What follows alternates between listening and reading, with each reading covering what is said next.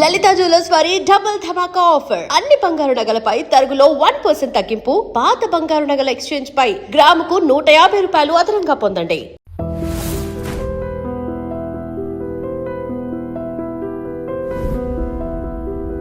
Welcome to crime diaries. ఈ వారం మన guest young and dynamic police officers. ఇద్దరు భార్యాభర్తలు. ఒకరు ఐపీఎస్, మరొకరు గ్రూప్ 1 ఆఫీసర్.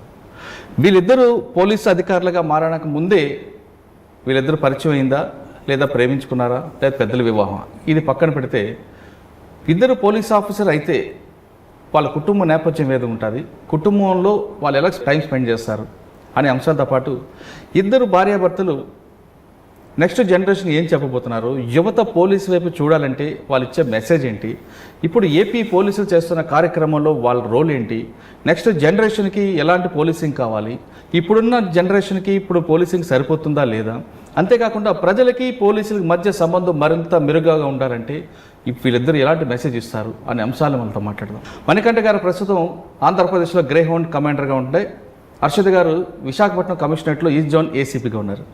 వీళ్ళిద్దరూ పోలీస్ అయిన తర్వాత పెళ్లి చేసుకున్నారా, లేదా ముందే పరిచయం ఉందా అనే అంశాలను వాళ్ళని అడిగి తెలుసుకుందాం. సార్ నమస్తే అండి. నమస్తే. మణికంఠ గారు, హర్షిత్ గారు నమస్తే. నమస్తే. జనరల్గా పోలీస్ ఆఫీసర్ ఎలాగుంటారండి మేడం, ఒక ఐపీఎస్ ఆఫీసర్ అయిన తర్వాత ఆ బ్యాచ్మేట్ని పెళ్లి చేసుకుంటారు, ఆ కేటర్ రావడానికి, లేదంటే హోమ్ కేటర్ రావడానికి. లేదనుకుంటే పోలీస్ ఆఫీసర్ కాకముందే ఇద్దరు ప్రేమించి పెళ్లి చేసుకుంటారు. కానీ మీ విషయంలో మీ ఇద్దరు ముందు యూనిఫామ్ వేసుకున్న తర్వాత పెళ్లి చేసుకున్నారా, లేదా ముందే పరిచయం తర్వాత ప్రేమగా మారి పెళ్లిగా వచ్చిందా అన్నది పక్కన పెడితే ఇది వ్యక్తిగత విషయం. అసలు మన ప్రొఫెషనల్గా వస్తే ఇద్దరు ఐపీఎస్ పోలీస్ అధికారులు మీరు ఏ గోల్తో వచ్చారు? మణికంఠ గారు ఈ స్టేజ్కి రావడానికి ఎన్ని స్టెప్స్ ఎక్కితే ఈ గోల్ రీచ్ అయ్యారు? అదేవిధంగా హర్షిత్ గారు ఏసీపీగా రావాలి అనగా, లేదా పోలీస్ యూనిఫామ్ వేసుకోవాలంటే ఏ గోల్తో మీరు వచ్చారు? అంటే మీ కుటుంబ నేపథ్యంలో వచ్చిందా, లేదు మీకు ఒక గోల్ ఉండి పోలీస్ అవ్వాలనే ఒక ఇంటెన్షన్తో వచ్చారా? అసలు పోలీస్ యూనిఫామ్ వేసుకోవాలనే కోరిక మీ ఇద్దరు ఎందుకు వచ్చింది ఫస్ట్? సో ముందుగా ప్రజలందరికీ నమస్కారం. నా పేరు మణికంఠ. కుటుంబ నేపథ్యానికి వచ్చేలోపు నాది ఒరిజినల్గా మాట్టూరు, ప్రకాశం జిల్లా. ఇంటర్మీడియట్ వరకు ప్రకాశం జిల్లా మాట్టూరులోనే చదువుకున్నాను. తర్వాత ఎంసెట్ రాసి వచ్చిన 3600 ర్యాంక్ వచ్చింది. దగ్గరలో ఉన్న మంచి ఇంజనీరింగ్ కాలేజెస్ చూస్తే బాపట్ల ఇంజనీరింగ్ కాలేజీ అప్పట్లో ఫేమస్. సో దానిలో కంప్యూటర్ సైన్స్ తీసుకున్నాను. నాది 2006 నుంచి 2010 మధ్య. సో అప్పుడు బీటెక్ కంప్లీట్ చేయడం జరిగింది. కానీ బీటెక్ చివరిలోకి వచ్చేలోపు ఫైనాన్షియల్ ప్రాబ్లమ్స్ హెవీగా ఉండడం వల్ల మా ఫాదర్కి అంటే మంత్లీ 3000 పంపించడమే చాలా కష్టం. సో అటువంటి పరిస్థితుల్లో నాకు అప్పట్లో ఒక ఉద్దేశం ఉండేది ఏంటంటే, థియరిటికల్ కంప్యూటర్ సైన్స్లో కొంచెం రీసెర్చ్ చేద్దాము, నాకు కోడింగ్ అన్న ప్రోగ్రామింగ్ అన్న బాగా ఇష్టము. సాఫ్ట్వేర్ ఉద్యోగం కంటే కొంచెం మళ్ళీ ఇంకా ఫర్దర్ స్టడీస్ చేసేసి ఎంటెక్ చేసేసి ఏదైనా రీసెర్చ్ ఫీల్డ్లోకి వెళ్దామనే ఉద్దేశం ఉండేది. కానీ దీనికోసం ఏంటంటే హైదరాబాద్లో కానీ ఎక్కడైనా సరే కోచింగ్ తీసుకోవాలి ఖచ్చితంగా. ఎందుకంటే మనం ఎంత చదివినా సరే కోచింగ్ తీసుకునే వాళ్ళకి మనకి డిఫరెన్స్ వస్తుంది టెక్నికల్ సబ్జెక్ట్స్లోకి వచ్చేలోపు. సో తీసుకుందాం అనుకుంటే చెప్పాను కదా, నాకు ఈవెన్ మంత్లీ ఇన్కమే కష్టం అనమాట మా ఫాదర్ మేనేజ్ చేయడము. అండ్ ఈవెన్ ఎడ్యుకేషన్ దానికి కూడా ఇయర్లీ ఒక 26,000 అవుతుంది. దానికి కూడా ఒక బ్యాంకులో లోన్ తీసుకుని చదివించడం జరిగింది. సో ఇటువంటి పరిస్థితుల్లో నేను వెళ్ళలేనని నాకు అర్థమైంది. ఇంటికి కూడా వెళ్లకుండా ఎప్పుడైనా సరే సమ్మర్ హాలిడేస్ వస్తాయి after second year, third year seniors ఏదైనా ప్రాజెక్ట్ చేస్తుంటారు ఫైనల్ ఇయర్స్కి వచ్చిన తర్వాత. సో వాళ్ళకి హెల్ప్ చేస్తుండడం, వాళ్ళ దగ్గర నుంచి నాలెడ్జ్ గెయిన్ చేయడం అనేది జరుగుతుంది. సో ఇటువంటి వాటిని చూస్తున్నప్పుడు మా కాలేజీలో లైబ్రరీలో ఒక స్పెషల్గా బుక్స్ చదువుకోవడానికి ఒక స్పెషల్ ఏరియా ఉందన్నమాట. దాని దగ్గరికి వెళ్ళి చూసాం. అక్కడ కంప్లీట్గా అన్ని గ్రూప్ 1 సివిల్స్ బుక్స్ ఉండేవి. సో చాలామంది రోజు 8 hours 10 hours అక్కడ ఉండి చదువుకునే వాళ్ళని వింటూ ఉండేవాడిని. సో ఒకసారి వెళ్ళి చూశాను బుక్స్ అన్నీ. చూస్తే కొంచెం ఇన్స్పైరింగ్గా అలా అనిపించింది. ప్రీవియస్ పేపర్స్ ఏంటి ఇలా మొత్తం చూశాను, కొంచెం అనిపించింది అనమాట. మా ఫ్రెండ్స్ అన్నారు, నీకున్న టాలెంట్కి నువ్వు రాయొచ్చు సివిల్స్ అన్నారు. ఏంటి ఇది మన వల్ల ఏమవుతుంది? ఆ ఉద్దేశం ఖచ్చితంగా అందరిలో చాలామందికి వస్తుంది అనమాట. మన వల్ల అవుతుందా అని ఆలోచిస్తే ఫస్ట్ డౌటే వస్తుంది మన మీద. మనకి ఎందుకంటే మన నాలెడ్జ్ ఎంతో, మన క్యాలిబర్ ఎంతో మనకే తెలియదు అనమాట. సరే అది పక్కన పెట్టేశాను. కానీ ఫైనల్ ఇయర్కి వచ్చేలోపు ఈ ఫైనాన్షియల్ స్ట్రగుల్స్ ఎలా ఉన్నాయంటే, సో ఇంకా ఫర్దర్గా చదవడం అనేది కష్టమైపోయింది అని అర్థమైపోయింది. ఓకే. సో ఇటువంటి పరిస్థితుల్లో ఇంటర్మీడియట్ బేస్ మీద నాకు ఇంటర్మీడియట్ 97.2%. సో ఈ 97% మార్క్స్ వల్ల కొంచెం బెనిఫిట్ ఏమొచ్చిందంటే, అప్పట్లో మన పోస్టల్ డిపార్ట్మెంట్లో కానీ సార్టింగ్ అసిస్టెంట్, పోస్టల్ అసిస్టెంట్ అనే పోస్ట్ ఉన్నాయి. సో దీనికి బేసిక్ క్వాలిఫికేషన్ ఇంటర్మీడియట్. సో అందులో ఏంటంటే 40% మార్క్స్, సపోజ్ 100 మార్క్స్ అనుకుంటే 40% మార్క్స్ ఇంటర్మీడియట్ 1000ని 40గా కుదిస్తారనమాట. సో ఆల్రెడీ నాకు 40 మార్క్స్కి 39 మార్క్స్ వచ్చేసినాయి. సో రిమైనింగ్ నేను రాయాల్సిన 60 మార్క్స్కి. ఇందులో 10 మార్క్స్ కంప్యూటర్ టైపింగ్ ఉందన్నమాట. నేను ఆల్రెడీ 8th క్లాస్లోనే టైపింగ్ నేర్చుకున్నాను.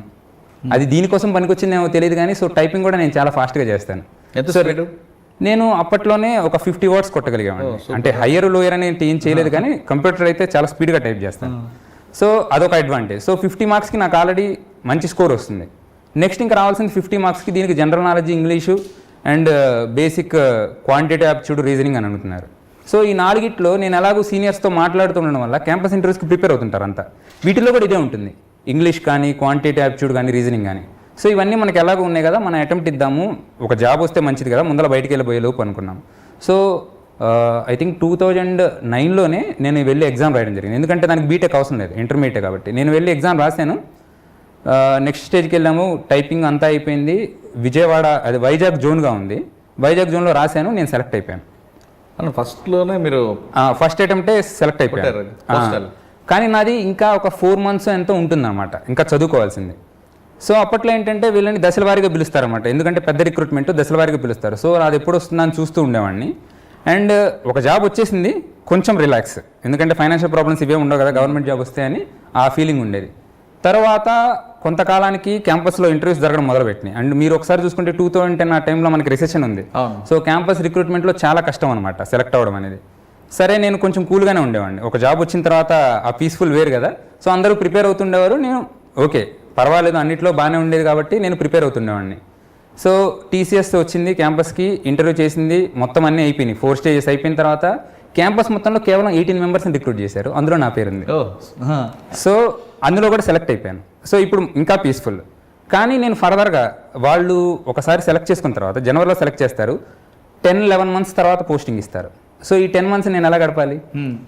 కానీ ఏమైందంటే నేను ఇంకా పాస్ అవుట్ అవ్వడానికి ముందే నాకు ఇందులో కాల్ పిలిచేశారనమాట. నా టర్న్ వచ్చేసింది, నేను ట్రైనింగ్కి వెళ్ళిపోవాలి. ఇమీడియట్గా నేను మధురై వెళ్ళిపోయాను. ఒక 50 days అక్కడ ఉండాలి. వచ్చేసిన తర్వాత నేను ఫైనల్ ఎగ్జామ్స్ రాసేసాను. సో బీటెక్ కంప్లీట్ అయిపోయింది.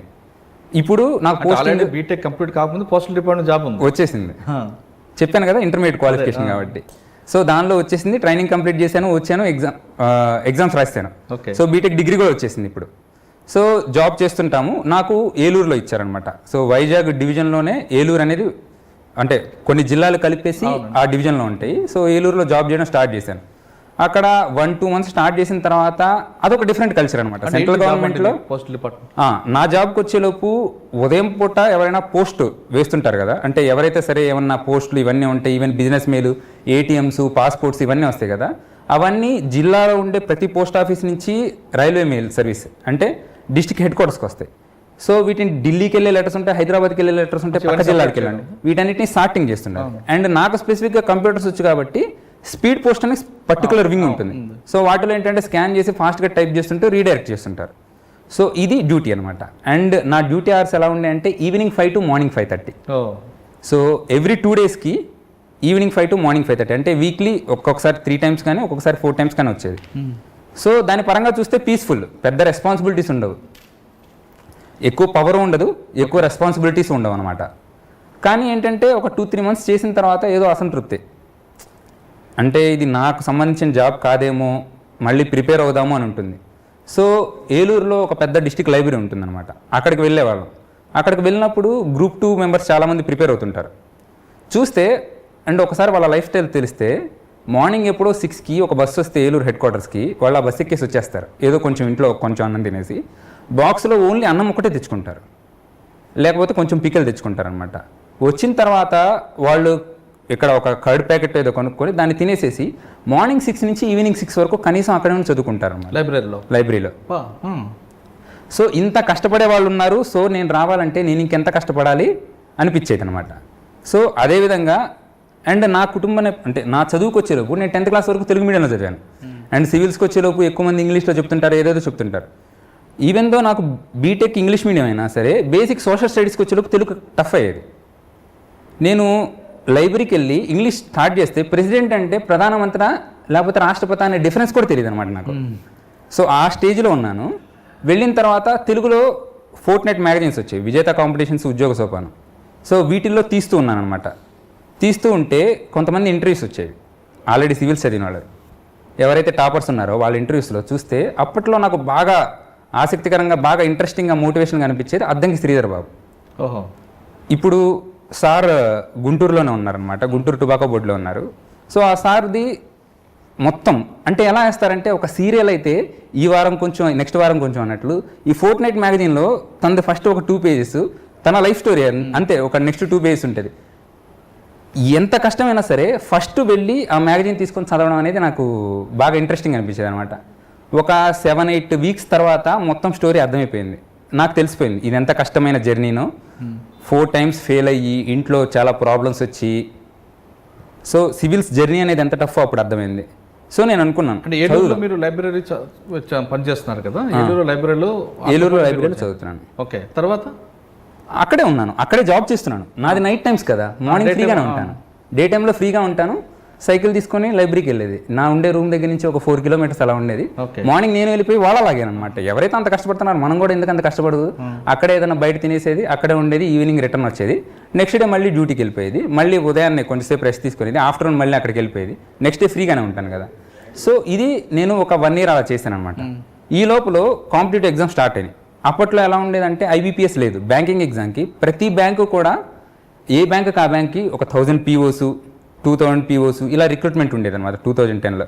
సో ప్రతిదానికి అప్లై చేయడం స్టార్ట్ చేశాను. సెంటర్ జనరల్గా హైదరాబాద్ ఉండేది. సో హైదరాబాద్కి ఎప్పుడైనా వెళ్ళాలంటే ఒకరోజు లీవ్ తీసుకుని ముందర రోజు నైట్ డ్యూటీ చేసేది, అయిపోతుంది, ఫ్రీ దొరుకుతుంది కదా అంటే ఎక్కువ లీవ్స్ ఇచ్చినా ఇవ్వకపోయినా నెక్స్ట్ డే హైదరాబాద్ వెళ్ళేది, ఎగ్జామ్ రాసేది, రిటర్న్ వచ్చేసేది. ఇలా చేస్తున్నామండి. ఒక 2-3 బ్యాంక్ ఎగ్జామ్స్ రాశాను కానీ సెలెక్ట్ అవ్వలేదు అనమాట. సో అదే టైంలో APSRTCలో ట్రాఫిక్ సూపర్వైజర్ అని ఇట్లా పోస్ట్ పడినాయి. చూద్దాము 70,000 మంది దాకా అప్లై చేశారు, పోస్టులు ఏమో 200 ఉన్నాయి. సో ఎలా ఉంటుంది అంటే నేను ఆల్రెడీ ప్రిపేర్ అవుతున్నాను కదా ఉద్దేశంతో ఇచ్చానమాట ఆ అటెంప్ట్. ఒక 2-3 times హైదరాబాద్ వెళ్ళి రావాల్సి వచ్చింది కానీ అది కూడా సెలెక్ట్ అయ్యాను. కానీ ఏంటంటే స్టేట్ గవర్నమెంట్ జాయిన్ అవ్వలేదు, అది కూడా కొట్టారా? అది కూడా కొట్టాను. కానీ ఏంటంటే నాకు కొంచెం కాన్ఫిడెన్స్ పెరిగిందనమాట. ఒకప్పుడు సివిల్స్ అంటే భయం వచ్చేది, అలాంటిది ఒక జాబు ఇంతమంది కాంపిటీషన్లో మనం ఒకళ్ళు సెలెక్ట్ అయ్యామంటే మన కాన్ఫిడెన్స్ లెవెల్స్ అనేవి పెరుగుతూ ఉంటాయి అనమాట. సో ఇలా కానీ నా జాబ్ వదలలేదు, ఇలా అటెంప్ట్స్ ఇస్తున్నాను. అండ్ ఆ తర్వాత నేను SBI POగా సెలెక్ట్ అయ్యాను, బ్యాంక్ ఆఫ్ బరోడా POగా సెలెక్ట్ అయ్యాను, నేషనల్ ఇన్సూరెన్స్లో AOగా సెలెక్ట్ అయ్యాను, SSCలో ట్యాక్స్ అసిస్టెంట్గా సెలెక్ట్ అయ్యాను, అండ్ UPSC CAPF పెట్టిన ఎగ్జామ్లో అసిస్టెంట్ కమాండెంట్గా సెలెక్ట్ అయ్యాను అనమాట. అంటే మీకు నోటిఫికేషన్ రావడం, మీరు రాయడం, సెలెక్ట్ అవ్వడం. సో ఇప్పుడు నాకు వచ్చిన ఎనఫ్ కాన్ఫిడెన్స్కి నేను ఉన్న జాబ్ వదిలేశాను. పోస్టల్ ఎందుకు, ఫుల్ టైం మనం ప్రిపేర్ అవుదాము. అప్పటికున్న ఎడ్యుకేషన్లో మొత్తం క్లియర్ చేసుకున్నాను అనమాట. ఇప్పుడు ఫుల్ టైం ప్రిపేర్ అవుదాం అనే ఉద్దేశంతో వచ్చాను. కానీ ఒక 2-3 months తర్వాత అగైన్ మళ్ళీ ఉన్న రిసోర్సెస్ అయిపోయి మనం జాబ్ జాయిన్ అవ్వాల్సి వచ్చిన పరిస్థితి వచ్చింది. అప్పట్లో గ్రూప్ 1 నోటిఫికేషన్ ఒకటి వచ్చింది అండ్ ఎవ్రీ ఇయర్ సివిల్స్ ఉంటుంది. సివిల్స్ ఇవ్వాలా లేదా ఆలోచించుకుంటూ ఉన్నాను అండ్ అప్పటికి వచ్చిన జాబ్స్ ఉన్నాయి. సో ఒక అటెంప్ట్ ఇచ్చేసాను, సివిల్స్ ఫస్ట్ ప్రిలిమ్స్ అటెంప్ట్ ఇచ్చాను అండ్ ఈజీగా క్లియర్ అయ్యాను. మెయిన్ సబ్జెక్ట్ తీసుకున్నారు? నాది ఆప్షన్ వచ్చేసి పబ్లిక్ అడ్మినిస్ట్రేషన్. సూపర్. ఓకేనా, ఓన్గా ప్రిపేర్ అవ్వడం స్టార్ట్ చేశాను, ఫ్రీ టైంలో అంతా చదువుతుంటాను. సో అటెంప్ట్ ఇచ్చాను, కానీ అటెంప్ట్ ఇచ్చిన తర్వాత మళ్ళీ సేమ్ సిచ్యువేషన్, ఫైనాన్షియల్ క్రైసిస్. ఈ టైంలో అంటే నేనేంటంటే ఎప్పుడు చేతిలో ఒక జాబ్ పెట్టుకొని జాయిన్ అయినా జాయిన్ అవ్వకపోయినా చేతిలో ఒక జాబ్ ఉంటుంది, జాయిన్ అవ్వచ్చు జాయిన్ అవ్వకపోవచ్చు కానీ ప్రిపేర్ అవుతుంటాను. సో ఆ టైంలో వచ్చిన అగైన్ సిచ్యువేషన్కి ఎక్కడ మనీ రావలేదు, మనకి చాలా కష్టమైపోయింది. దానివల్ల నేను వెంటనే ఒక జాబ్కి జాయిన్ అవ్వాలి. ఆ టైంలో నాకు 3 jobs చేతిలో ఉన్నాయి. SBI PO, assistant commandant in CRPF వచ్చింది అండ్ స్టేట్లో ఫారెస్ట్ రేంజ్ ఆఫీసర్గా వచ్చింది. సో ఇమీడియట్గా ఫారెస్ట్ రేంజ్ ఆఫీసర్గా జాయిన్ అవ్వాల్సి వచ్చింది. అండ్ గ్యాప్ ఏంటో తెలుసా, ప్రిలిమ్స్ రాశాను బట్ మెయిన్స్ రాయాలి, 6 months గ్యాప్ ఉంది కానీ జాబ్ జాయిన్ అయిపోయాను.